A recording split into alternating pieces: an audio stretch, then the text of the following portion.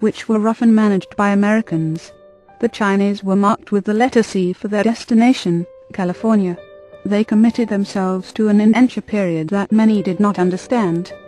Thousands would be relieved of their obligation, as the death rate was a startling 40%, higher than that of the African slave trade. 288 from the sacred to the profane. Most of the immigrants whose passage was paid at the price of indenture were men who were destined to work on the railroads. To service the men, Chinese overseers bring them drugs and occasionally prostitutes. Many of the women brought to serve as prostitutes were sold by their families or kidnapped. Some were as young as 8 years old. 10 Emigration from China spread the use of opium to Australia and Peru, to other common destinations, as well as to California. In America the nation was discovering the negatives of drug addiction, but there was no public outcry until opium became associated with the immigrants. While in the grips of a new hysteria against immigration and the poor, the attitudes of Americans changed. One could buy heroin in the Sears catalog, or at the grocery store and cannabis at the drugstore, but now the American government and the Hearst media sought to convince Americans that such evils were being foisted upon the country by foreigners. The Chinese brought the opium, the Mexicans brought the marijuana, and the blacks brought the cocaine. The head of the Federal Bureau of Narcotics, Harry J. Anslinger, and the Hearst newspapers spoke out against anything that was associated with people of these heritages, including their music. Even the labor unions, threatened by the large numbers of hard-working Asians, called the Chinese drug smugglers. 11 The editorial opinion of the Hearst organization mirrored the position of the Ku Klux Klan seeking 100% Americanism. Thomas Edison's first films were on the Chinese, and their alleged proclivity for opium. Americans soon got the message. It was one thing when old women drifted off to sleep after sniffing an opium pipe. It was another when strangers were using the drug. At the turn of the century, Roosevelt relied on the word tercepressation opium. Although it was ironic that the 19th century Roosevelts and Delanos had built a family fortune on addicting Chinese to opium, the tide had turned.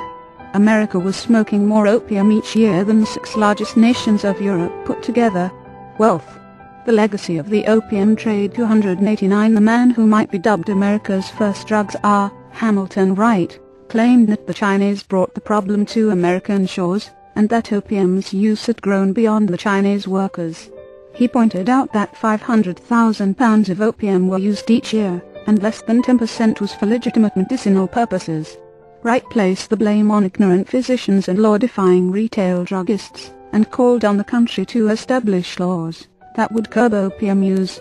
But cocaine was also becoming popular, and Wright claimed, it is current knowledge. Where large numbers of Negroes congregate, cocaine is peddled pretty openly. The result of the racist hysteria was the Harrison Act, which started the ban on drugs such as heroin. The ban had 2 immediate results. It drove the price of heroin up 1,500 percent 13, and it induced the use of the syringe, to help addicts get more bang for their bucks. Another long-term effect was violence. As it was no longer a drug that was used primarily by middle-aged women, opium and heroin found the young and the poor to be receptive and repetitive clients. The illegal trade was the source of wealth for those who braved the risks. A new generation of smugglers became America's legacy, and the poor learned that you no longer had to have a name like Gabatol Oil to get rich in the drug trade. Chapter 17 The power of the new skull and bones. One of the stranger buildings on the Yale campus resembles a mausoleum. Inside, a young man, one of 15 juniors chosen each year, lies naked in a coffin. He is not dead. He is reciting a sexual autobiography of his life before being tapped for the skull and bones.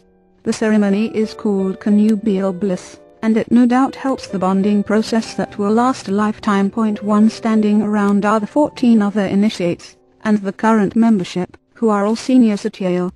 The goings-on get stranger, and it is said that if one would climb to the top of nearby Weir Hall, one could hear strange cries and moans coming from the bowels of the tomb. Unlike a normal fraternity, no one actually resides in the building, it only conducts rituals there.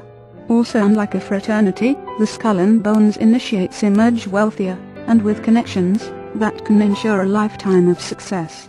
Former President George Bush is one of those who has lain in the coffin.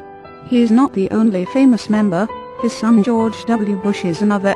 A third president, William Howard Taft, was a bonesman, and his father, Alphonso Taft, was one of the founders. The odds of 3 presidents coming out of the same 15-member-a-year fraternity are infinitesimal. Then again, the support from fellow bonesmen means they have enough clout to get to the White House.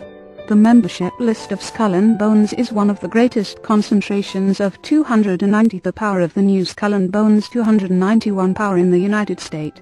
Names like Pillsbury, Kellogg, Weyerhaeuser, Phelps, and Whitney abound. They rule in the business world and they rule in the political arena.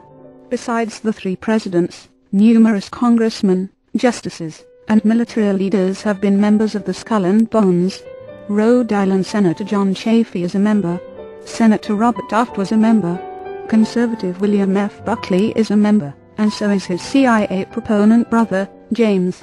The CIA as an employer is a virtual class reunion of Yale. Both organizations have the same statue of Nathan Hale, 3, and both are regarded as a campus, which is not a usual designation for the headquarters of a government intelligence unit. And among the active Yale class reunion at Langley, membership in Skull and Bones is regarded as a most prominent background. The director of personnel in the early years was F. Trubid Avison, who was made a bonesman in 1918. When the CIA made Chile safe for the interests of American businessmen, the deputy chief of station was bonesman Dino Pionzio. Bonesman Archibald MacLeish started his career in intelligence, and then moved to fellow bonesman Henry Luce's Time magazine. MacLeish's appointment to an intelligence position was granted by another member of Yale's secret societies, Wilmoth Sheldon Lewis of the Scroll and Key Point. George Bundy, the man who gave us a war in Vietnam, is a member of the Skull and Bones. William Sloane Coffin, who went from the CIA to protesting the war, is also a member. Russell Davenport, founder of Fortune, is a bonesman.